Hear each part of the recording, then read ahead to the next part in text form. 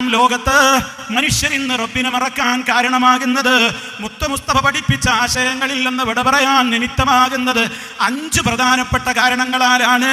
അതുകൊണ്ട് തന്നെ ആ 5 മഹത്തായ കാര്യങ്ങളെയും നമ്മുടെ പ്രാർത്ഥനയിൽ നിത്യവും നമ്മൾ ഉൾപ്പെടുത്തിയേ പറ്റൂ.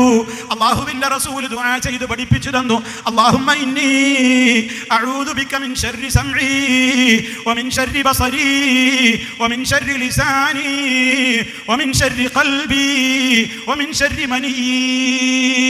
ഇവിടെ ഇരിക്കുന്നവരൊന്ന് ചോദിക്കാം, എനിക്കിത് മനഃപ്പാടമുണ്ടോ? ഈ ഒരു പ്രാർത്ഥന ഞാൻ ചൊല്ലാറുണ്ടോ? എൻ്റെ മക്കൾ ചൊല്ലാറുണ്ടോ? ഉമ്മമാര് ചോദിക്ക്, നിങ്ങൾക്കിതറിയാമോ? കുടുംബത്തിൽ എത്ര പേർക്കറിയാം? അല്ലാഹുവേ ഇന്നി അഊദു ബിക, ഞാൻ നിന്നോട് കാവല് തേടുകയാണ്, മിൻ ശർരി സംഈ, എൻ്റെ കാതുകൊണ്ടുണ്ടാകുന്ന തിന്മകളിൽ നിന്ന്, വമിൻ ശർരി ബസരീ, എൻ്റെ കണ്ണുകൊണ്ടുണ്ടാകുന്ന തിന്മകളിൽ നിന്ന്, വമിൻ ശർരി ലിസാനി, എൻ്റെ നാവ് കൊണ്ടുണ്ടാകുന്ന തിന്മകളിൽ നിന്ന്, വമിൻ ശർരി ഖൽബി, എൻ്റെ ഹൃദയം മുഖേന സംഭവിക്കുന്ന തിന്മകളിൽ നിന്ന്, വമിൻ ശർരി മനീ, എൻ്റെ ലൈംഗികാവയവം മുഖേന ഉണ്ടാകുന്ന ശർറിൽ നിന്ന് ഞാൻ നിന്നോട് കാവല് തേടുന്നു. അല്ലാഹ്, മുസ്തഖീമായ റൂട്ടിൽ ജീവിക്കണമെങ്കിൽ ഈ പ്രാർത്ഥന അർത്ഥത്തോടുകൂടി പഠിച്ചു മനസ്സിലാക്കി ചൊല്ലിയേ പറ്റൂ. അത്രക്ക് ആശയങ്ങൾ നിറഞ്ഞതാണ് 5 കാര്യങ്ങൾ.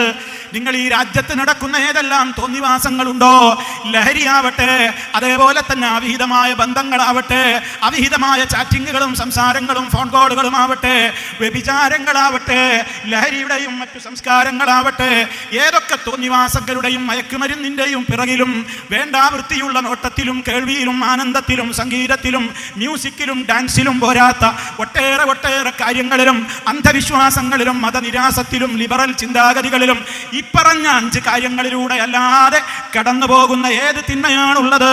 അതുകൊണ്ടാ പ്രാർത്ഥിക്കേണ്ടത്. അല്ലാഹുവേ, വിവരിക്കാൻ എനിക്ക് നേരമില്ല. കാതുകൊണ്ട് മാത്രമുണ്ടാകുന്ന ആപത്തുകൾ എത്രയാണ്, കണ്ണ് മുഖേന സംഭവിക്കുന്ന ആപത്തുകൾ എത്രയാണ്, നാവ് കൊണ്ട് സംഭവിക്കുന്ന ആപത്തുകൾ എത്രയാണ്, ഖൽബ് കൊണ്ട് സംഭവിക്കുന്ന ആപത്തുകൾ എത്രയാണ്, ലൈംഗികാവയവം കൊണ്ട് സംഭവിക്കുന്ന ആപത്തുകൾ എത്രയാണ്. ഗ്രന്ഥങ്ങൾ ശേഖരിച്ചിട്ടുള്ള ലൈബ്രറികളിലൊന്ന് നിങ്ങളൊന്ന് സെർച്ച് ചെയ്തു നോക്കൂ.